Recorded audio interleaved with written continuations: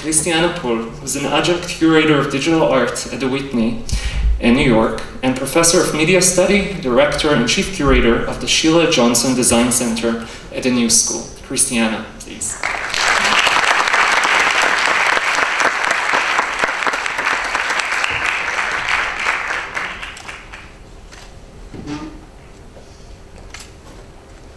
Thank you so much, Lior. It will be difficult to live up to that introduction, actually.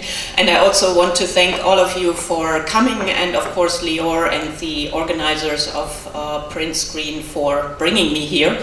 So what I'm going to talk about in about half an hour is digital art in the post-digital now, with a little bit of a focus on art using artificial intelligence, machine learning, dealing with issues of labor, or also using virtual and augmented reality. And towards the end, I will relate that a little bit more to the challenges that this art brings about for museums and museum culture. The title of my talk, All Watched Over by Machines of Loving Grace, comes from a famous poem by Richard Brautigan that he wrote in 1967, and that presents this techno-utopian fantasy of a world in which we are living in perfect symbiosis with the machines on cybernetic meadows. It was debated whether this was actually satire or meant in all honesty, but in any case I think it's very interesting to revisit it and compare it to the state of digital art as we experience it now.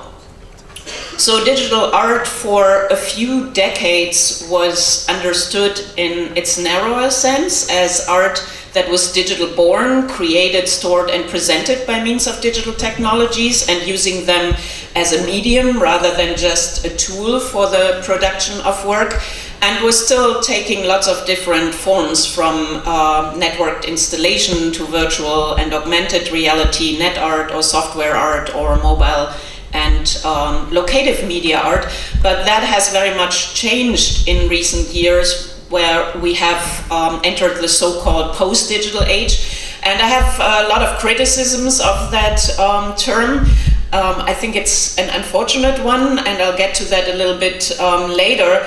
But it definitely describes a condition that is very real and that we're finding ourselves in right now. So the post-digital tries to describe a condition of artworks and things that are conceptually and physically shaped by digital processes and take their language for granted, but often manifest in the material form of objects.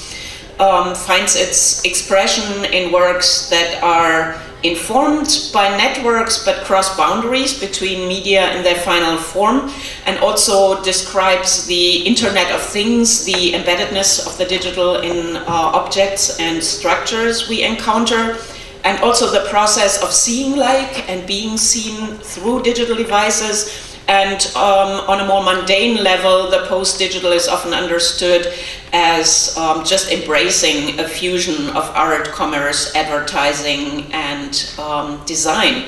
So within artistic practice, we find this post-digital condition in different forms: artworks that use embedded network technologies and reflect back their surrounding human and non-human environment, artworks that reveal their own coded materiality as part of their form, and artworks that reflect the way in which digital machines and devices and processes perceive us and the world surrounding us.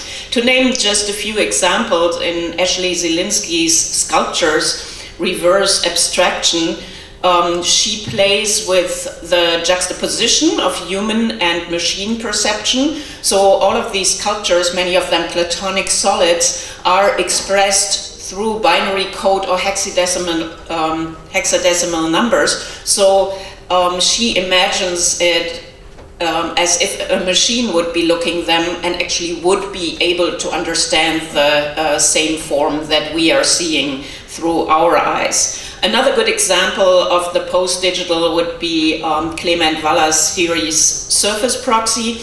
And what Valles starts with here are relics from Cluny that he got access to through the cloisters in New York, and also the museum at Risty in Providence, Rhode Island. So those are architectural relics brought from France, and he really remediates them in a very complex process. So first of all, he scans them through the app 123D Sketch, brings them as scans into the digital, wraps them in cloth, imprints their image representation onto that cloth in the virtual, then prints that out and wraps sculptures of those objects in that cloth. So he literally engages in a process of analog texture mapping by wrapping objects in their own representation.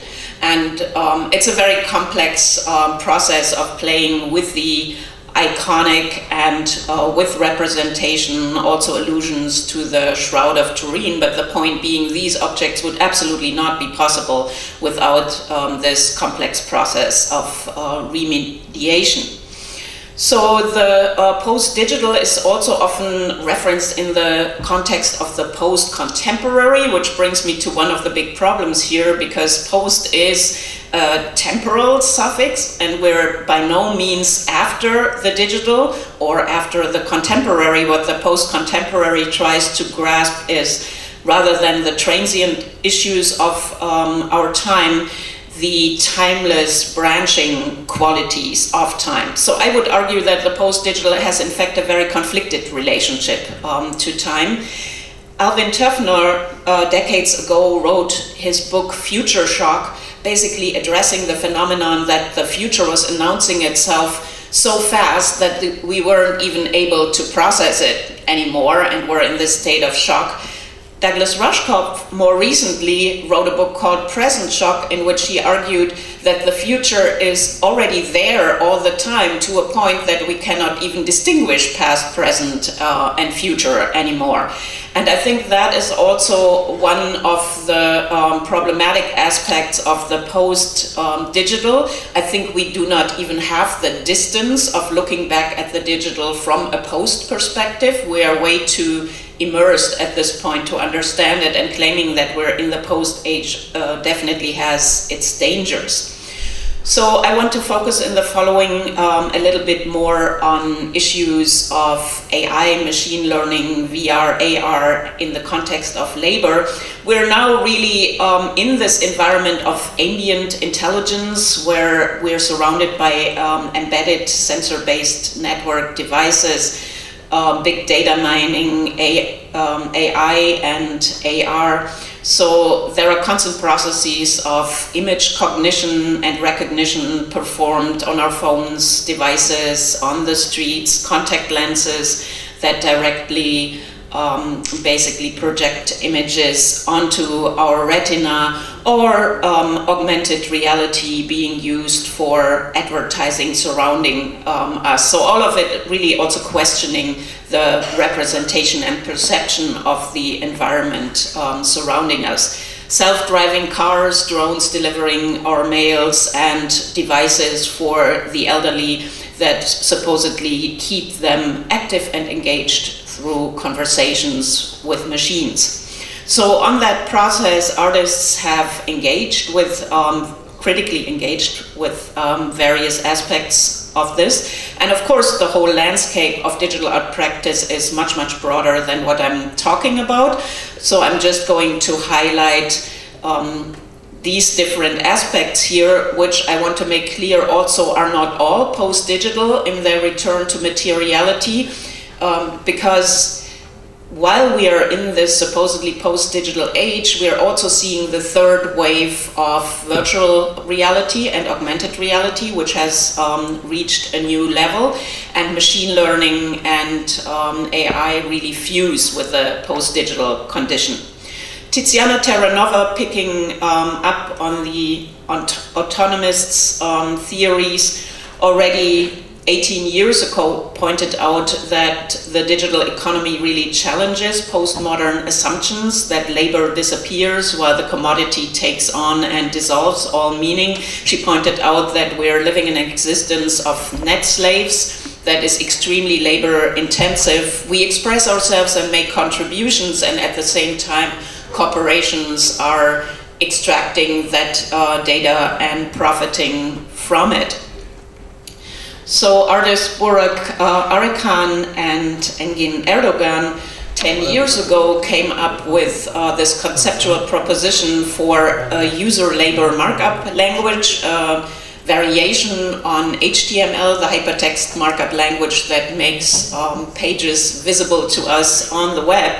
And in this conceptual proposition, you are basically able to identify in that language how many images you uploaded, what you tagged, what you commented on, to basically classify the profit that is being made from you.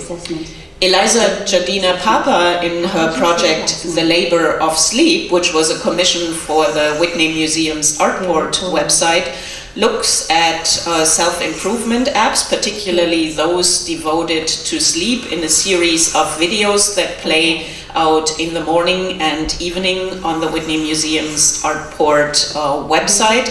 And she is really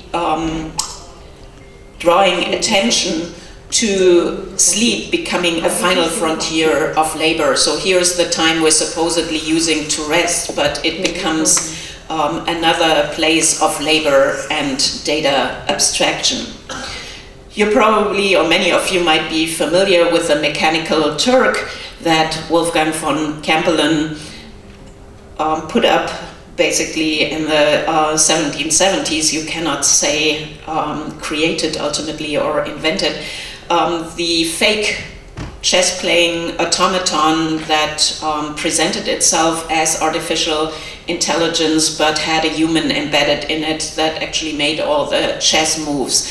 And this kind of artificial intelligence, human artificial intelligence, has played out on the labor market in slightly perverse forms these days, be it through Amazon's mechanical Turk human intelligence through an API where you can either create tasks and have workers perform them for you for minimum wage, or make money by engaging in the gig economy and in those processes. I just want to point out that this was an earlier interface of the mechanical Turk, and it's kind of remarkable how much more transparent it was as opposed to the corporate slick abstraction that we're encountering today.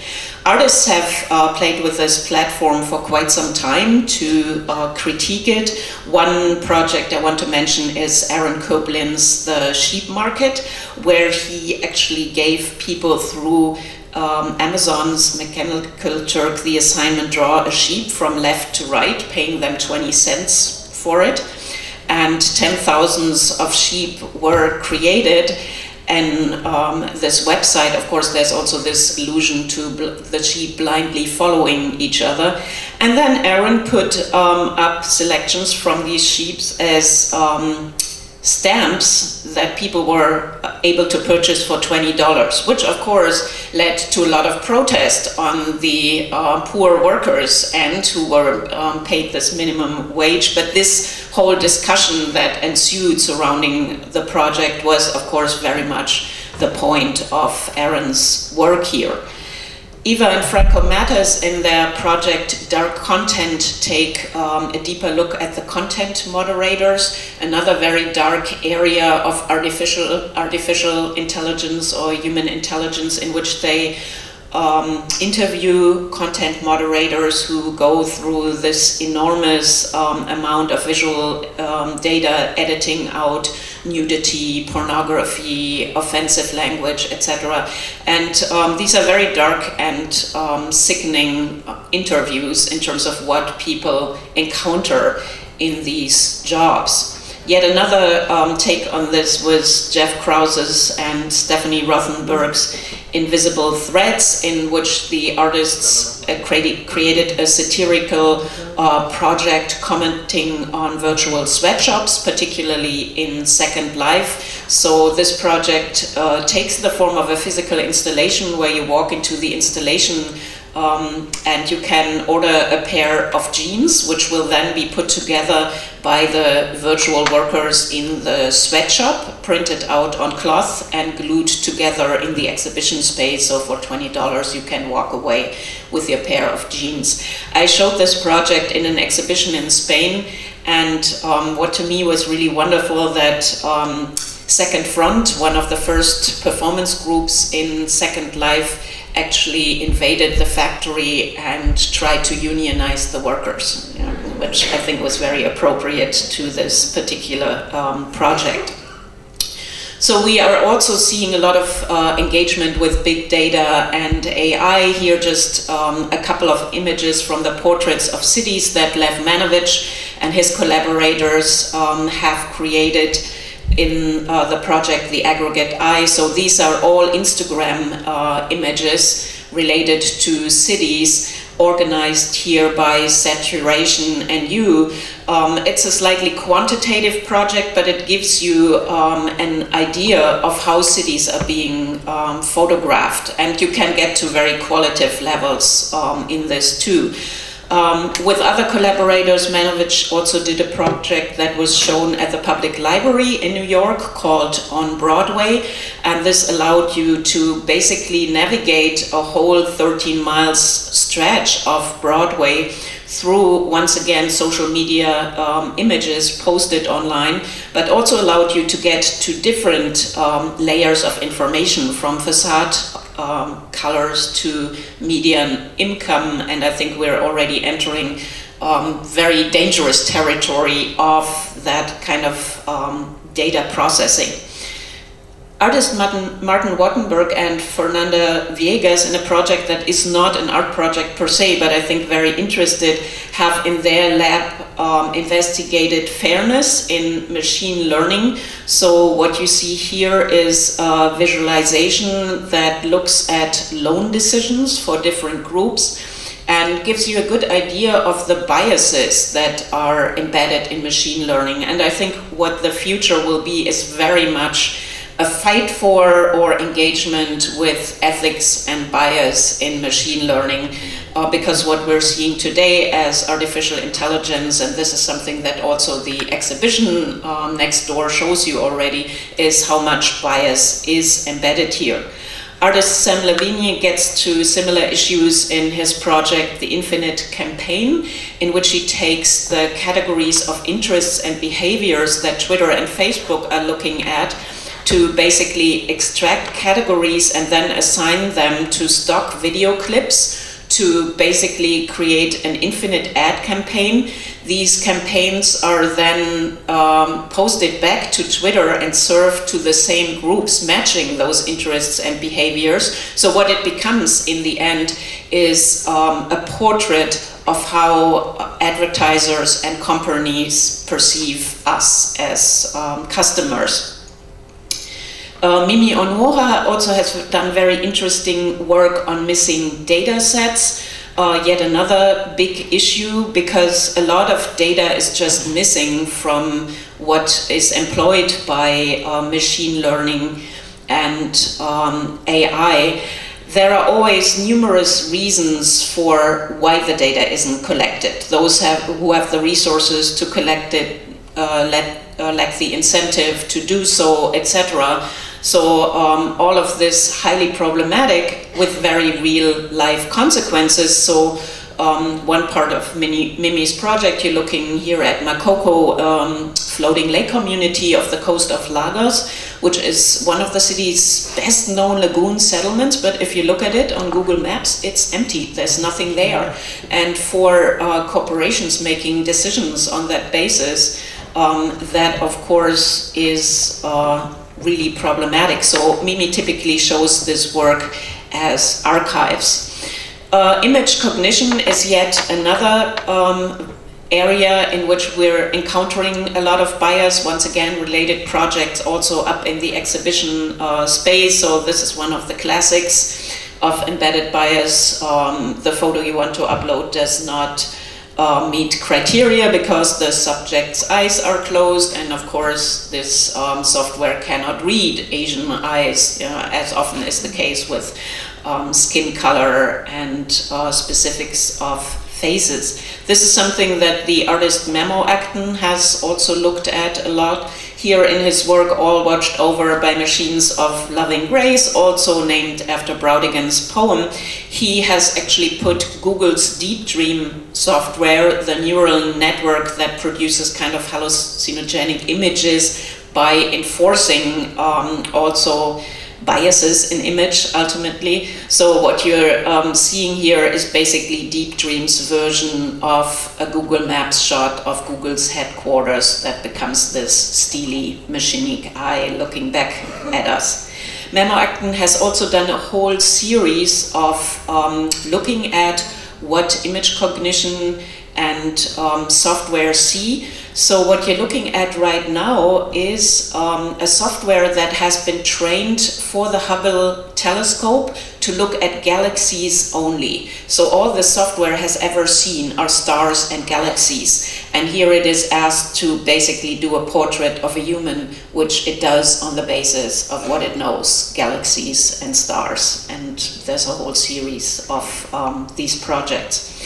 Another one that also is up in the exhibition space, Ben Grosser's Computers Watching Movies, creates algorithms that train software to watch films. You're looking here at 2001. This is less meaningful than the way you will encounter it in the gallery space, because there you have a comparison of 4 films and you get more of an idea of what the machinic eye is interested here.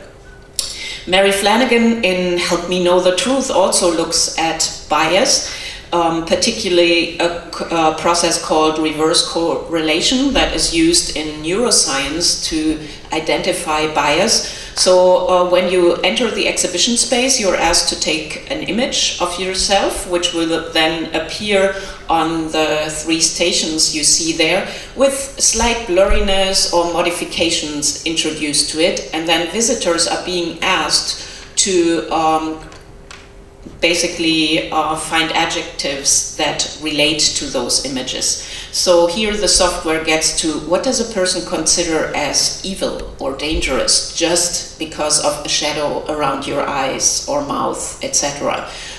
Which is also one of the real issues faced in all of the softwares that do surveillance and monitoring. And finally, in the field of AI, Ian Chang is one of the artists who uses AI for complex storytelling. He uses simulation software that is typically used for predictive scenarios for climate change or elections to tell stories of civilizations. And I just wanted to show you what the back end of this looks like. So here is AI at work in a storytelling environment about civilization. And I know I don't have that much time, so I'm going to speed it up a little bit. So here you see Ian's software from the Emissary trilogy, in this case Emissary Forks at Perfection in action, and we're looking at a civilization destroyed by a volcano and this emissary AI consciousness that is returning to it. I also want to say a few words about virtual and augmented reality. We of course have a long history of creating immersive environments. The earliest headsets date back to the 1960s, and we see here one of those early ones, and the next stage in the 80s of a data glove and headsets. And by now we're really looking at a different wave. Classics of the genre were already created in the mid-90s, works by Char Davies such as Osmos and Ephemer. What made these works stand out was that Char used a vest used for scuba diving for you to navigate this environment, which took you through very complex temporal and geographic landscape and introduced several layers of time. Now we are encountering a different play with VR. Right now, in the post-digital age, we see more of an effort to bring what you experience in an isolated way through your headset back into physical space. So installations have become a lot more complex, incorporating physical elements into the space. This is just one example, work by Bands and Bowinkle called Mercury, where in the virtual world you are encountering archipelagos of technology and humans, basically fusing human and technological vision in these spaces. And Moroshin Alayari has also done VR work for her project She Who Sees the Unknown, which creates and recreates and refigures the so-called jinns, mythical, monstrous female figures, which often do not have a 3D representation in Arabic space. And she basically uses these figures to investigate femininity and feminism and cultural oppressions, using them as examples in 3D worlds and in physical renditions. We have also seen recently more engagement with augmented realities. Here just one example that engages with institutional structures. This was a show done by the Manifest AR Collective in 2010 within New York's MoMA, and what the artists staged here was basically an exhibition within MoMA's physical space without asking MoMA for permission. So augmented reality, of course, very much questions narratives of inclusion and exclusion. You're not relying on the museum as a space anymore to show your work. MoMA became aware of it, and I think rightfully and cleverly just went with it and did not intervene. Tamiko Thiel is one of the pioneers of this medium. She has created projects such as Shades of Absence, which was shown at the Venice Biennale, creating pavilions for artists that were excluded from the main narrative or censored in their respective home countries. And Tamiko has also done a piece for the current exhibition Programmed at the Whitney Museum, where she creates an underwater landscape for the Whitney's terraces that you can explore on your phone. It's a both delightful and very dark piece in that it addresses the Anthropocene and climate change. It imagines the Whitney terraces already being flooded underwater, creating coral reefs out of plastic, debris and pollution, straws, forks, flip-flops, rubber duckies, etc. And it also has an element of reacting to the audience, because over the course of the day these structures will bleach the more people look at them. Overnight they reset themselves, and in the morning they will be again colorful and in full glory. So very briefly, just for a few minutes, I want to end with the challenges that all of this type of work poses for museums and museum structures, particularly with regard to mediation and curatorial models. So I think one big challenge for museums is still the integration of histories of digital art with art history in general, which is only slowly beginning to happen. I did an exhibition with Jemima Relly and Charlie Gear at the Laboral Art Center in 2007 called Feedback, that very much looked at those histories. More recently, we have seen the Electronic Superhighway at the Whitechapel Galleries, looking at histories of digital art. More recently, at the ICA in Boston, an exhibition that looks at net art and art in the age of the internet from 1989.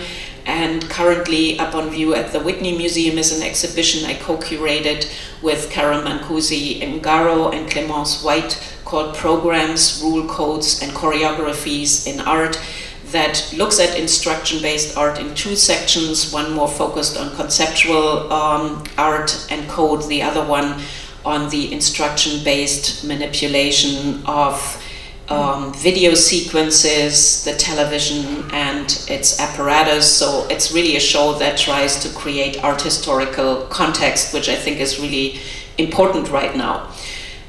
Museums also face mediation challenges when it comes to education and the exhibition experience. We see more and more handheld devices, QR codes within the museum space, and there are still lots of discussions about intrusion and where to draw the boundaries between educational materials and the experience of a work.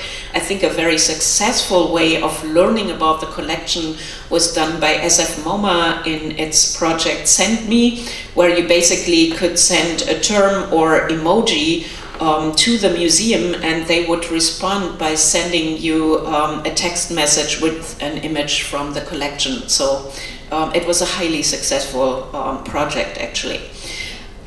Museums are also struggling with their social media representation, Twitter tours, Instagram, curators more and more being encouraged to have their Instagram tours of exhibitions or promote work. And then, of course, all of that led to Museum Selfie Day, you know, where we have now an officially sanctioned day for taking selfies. And I think some of the best were done by the museums themselves. So one of the images by the Victoria and Albert. So I want to end by just talking about a few challenges for curation. Obviously, digital technologies have really questioned and thrown a different light on what curation might be, yet exhibitions within museums are still curated according to very traditional models. So some institutions have ventured into territories of exploring that. The Brooklyn Museum has done a crowd-curated exhibition, and once again, you know, with augmented reality, you see a challenge to the museum system and its boundaries. And another exhibition that explored potential was Prototype, an exhibition in the cloud that was done in collaboration with the Berlin University of the Arts and Parsons School of Design, where all of the works essentially resided in the cloud and could be downloaded, printed in different venues. In the Artport website, which I created in 2001 and I'm still curating for the Whitney Museum, we have experimented with models that are time-based. So when you visit the site at sunrise or sunset New York time, the whole website of whitney.org will be interrupted by a 30-second long project, which people typically encounter by accident, and we get very interesting messages about that. But here's a way of introducing a time-based performative aspect into an online museum space. And I'll end it here. Thank you very much.